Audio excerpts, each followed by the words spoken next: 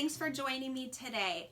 Today I am going to be doing a Dutch pour on a metallic background. So I'm going to be using Rich Brown from Rustoleum Metallics as my background, and I'm going to be using the colors in this reference photo. A client sent it over to me and said those are the colors she likes. She loves the play on the opal, the colors and how they reflect. So I'm going to be using some iridescence in the mix today. So I am going to get painting. Thank you for being here. Okay, so here I am flooding the canvas with the Rich Brown from Rustoleum Accents. That is an acrylic paint, in case anybody out there is wondering. I know someone commented on it on my last video, but yes, that is an acrylic paint, water-based. So on this composition, I'm laying my colors down in some kind of U shapes because I just didn't want to do the traditional across the canvas blowout. So and I kind of wanted to do multiple ones. This is going to be hung vertically, so and it is a 15 by 30 canvas, so it was a little bit bigger canvas, so I thought I'd try something a little different. Now my paints on this one are a little thicker than what I normally use. I should have checked my consistency, but I really didn't think about them until later on. I was just wondering why they weren't moving so much, and I thought it was because I wasn't blowing my color, my base color over on this one, because I didn't want it to become muddy because of that brown base. So I decided not to blow the colors over, and I thought that was why my paints weren't moving so much, but I think also that's part of it, but the other part is that I think I just had my paints a little thicker than I normally do. So you'll see that I am continuing to just work with this canvas. At times I blow out the colors on low, but you'll see that part where I'm kind of working on right now, just below my head, it's kind of a brown spot. That's where I think I turned the blow dryer on high, and I kind of dug those colors underneath that base color, which I wasn't super fond of it, but I was just kind of working with it, and it turned out okay. So now here I am trying to balance out the composition, so I'm adding another little blowout up here. Decided to use my mouth, which the composition, I just didn't really like this one that much. So you'll see that in a couple minutes you'll see that I do scrape this one and do it again. But then I'm going to head down in just a second to the lower corner, because that lower corner was looking a little bit bare to me. So I decided that it needed a little bit of something. So I laid the colors down again, and I decided to do another one down here. Now, incidentally, this painting took probably about an hour, maybe a little bit more than an hour, because what you don't see is me standing back like a million times and just looking and staring at the composition, looking at parts that I like and what I don't like. So even though you guys only see it in like 7 or 8 minutes, it did take quite a bit longer because of all the editing, and I didn't want you guys to be on here for an hour. I'm sure you wouldn't appreciate that. But yeah, it does take a little bit of time. So you may just have to work with it, and you'll see I work with it. You know, I will show you in another painting right after this one, if you stick around, the first one I did of these two, and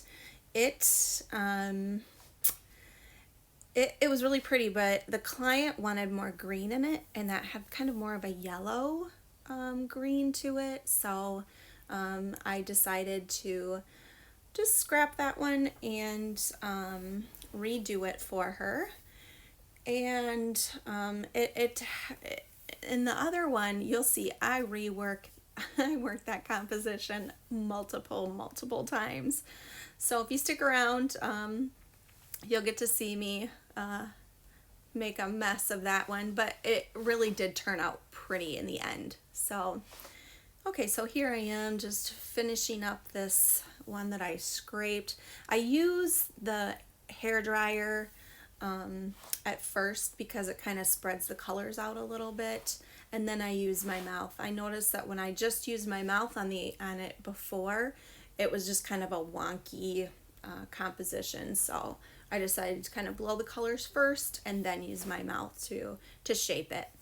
So I'm gonna torch the air bubbles all out here, and then I will take you down for a close-up.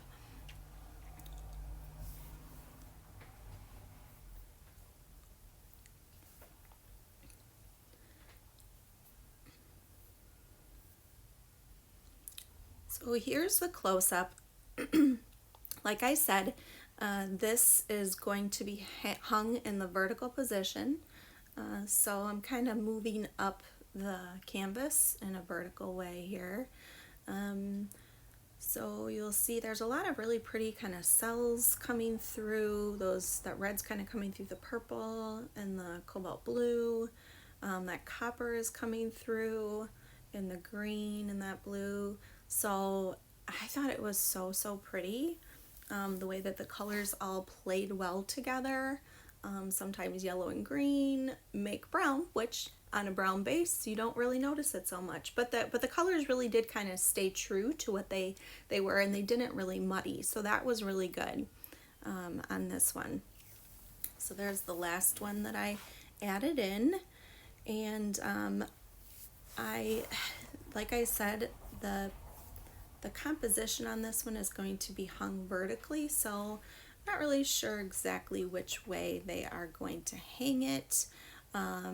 This was one way for it to be hung, and or we can go around to the other side here and see this composition is also really pretty. So either way, it's going to be hung vertically. Now here is the picture of the reference. Let me know in the comments how I did and what you guys thought of this composition and the way that I did this. So now I am going to be moving on to the second canvas here. So here I am, I'm laying the colors down again, and I notice that my paints are not really moving. So I'm thinking that it's because I'm not blowing the paint over my colors, so it's not really moving that much. In hindsight, it's probably a little bit of that and a little bit of the fact that I had my paints mixed a little bit thick. Now here you can see I was blowing some of that brown into it, and I did not like the way that was looking. So after fiddling around a little bit here, I realized I hate it. I did not like the way that was turning out, so I scraped it. And so at the time, like I said, I didn't really realize that my paints were a little bit thick. I just thought that because I wasn't blowing the colors over, I didn't have enough paint, so it wasn't really moving very well, which, I mean, that is the case sometimes. If you don't have enough color on there, they won't move. But I do think that in this technique, I should have probably made my paints a little bit thinner. I think they would have moved a little bit better. But it actually worked out fine because they were a little bit thicker. The colors stayed very true. Oh yeah, that part right there, it's terrible. Yeah, that was a real fail right there. And oh boy, I just keep working and working and working it. But I know I was gonna start another little section there, but realized I had already laid these colors out. I didn't want them to kind of set where they were, so I decided to blow this bottom part out before I started working on that section. So here I am adding in some more colors, and I thought, well, maybe if I blow it across in each direction, it would be better. Well, not really. Boy, yeah, it did not. It was a fail on that one. Oh, I just leave it. You know, sometimes what I do is I just leave sections the way they are, and I have to come back to it. So I just thought, okay, let me go work on this section down here. Let's see what I can do to make this one look a little bit nicer. So I do a lot of scraping and scraping different, just little parts of them, because like I said before, I will stand back, and if I don't like the way something's looking, I will try and fix it, and if it can't be fixed, then I do resort to scraping it. So I know sometimes people don't like to scrape, but I think that sometimes it's necessary, especially when the colors become muddy, or the composition just is not, it's not speaking to you. So that one was not speaking to me. So I scraped a little bit more there, added in some more of the base color, spread it out. So then I decide I'm gonna start blowing again, and that section that I was just working on, I think I'm gonna come back to it here. I start blowing out some of that color, and oh yeah, here, let's see, I try to bring in a little bit of that brown to kind of cut up that big gloppy part there. Oh, okay, so here I am just going to add some more to the composition because that corner was bare. At this point, I didn't know what I was going to do at that top, but I decided I am going to just work on this part down here. And again, I just kind of like adding a little bit of these small ones to certain sections because it kind of it adds to the composition, gives it a little bit more interest. So yeah, here's what I just start blowing out in this area, and oh Lord, yeah, no, that was not good.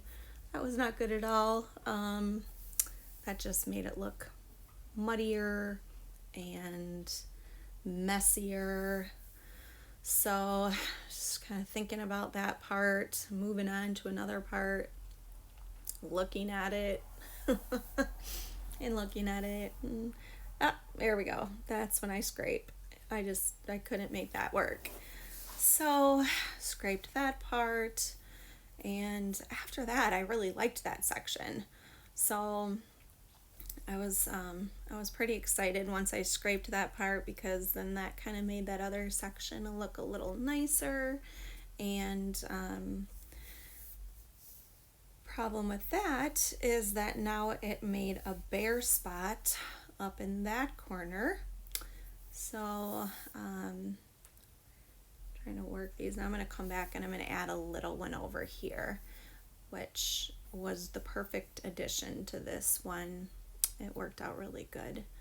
So again, I don't usually like to use my mouth right away, but this one had fresh paint down, and it was smaller, so using my mouth for this one was okay. So yeah, I think that one ended up really cute. Okay, so now I'm going to take you down for a close-up, and then you'll see all the dried results at the end. Okay, so here's the close-up. Got some really pretty stuff happening. You can see the shimmer of that chocolate metallic, which is really, really pretty. This little guy over here, I have to kind of add to it a little bit just to kind of even out the composition. All right, I gotta come around so you can see the other. Gotta come around my table here.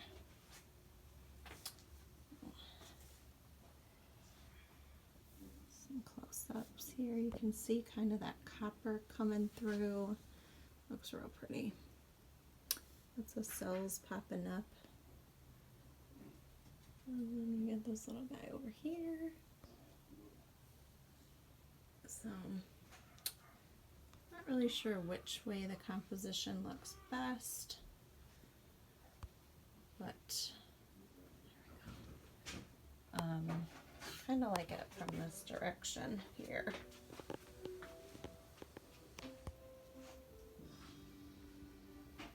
So that's a nice composition, I think.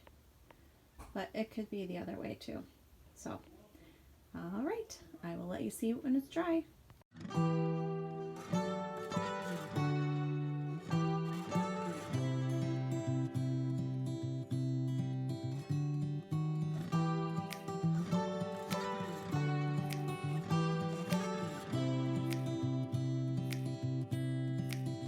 A lot has changed since we last spoke. Life's been good to you, and I see that you're with someone.